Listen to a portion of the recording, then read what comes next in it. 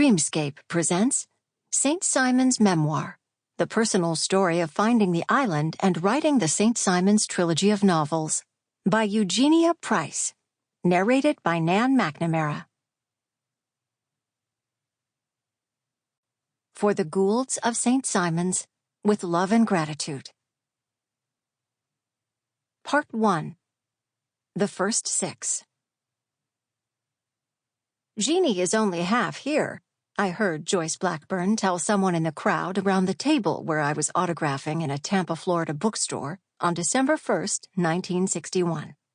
Don't get me wrong, she's enjoying all this, but her mind is back on an island we've just found off the coast of Georgia. She believes she may have found the idea for a novel to be laid there. I heard a man ask which island. St. Simon's, Joyce said, her voice showing her own excitement. It's the most beautiful and romantic spot either of us has ever seen. Without turning around, I smiled to myself as I went on signing my new 1961 title and talking to those in the line before my table. St. Simon's Island was probably not really the most beautiful, romantic spot either of us had ever seen, but something had happened there to us both.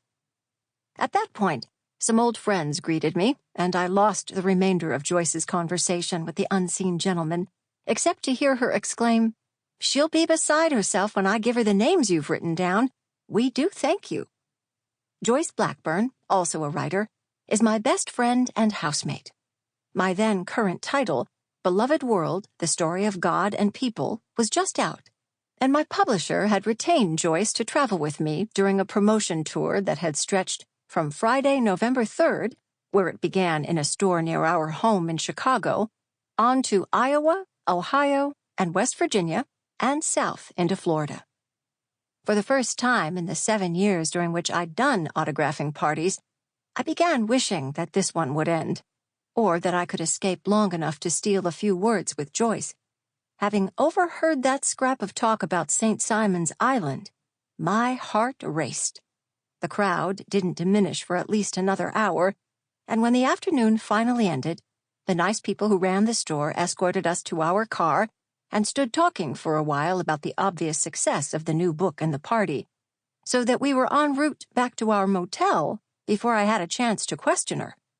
What? What did that man say about St. Simon's Island? Who is he? What does he know about it? What names did he give you? Joyce is normally a controlled person. A good thing, since I tend to soar at the slightest provocation.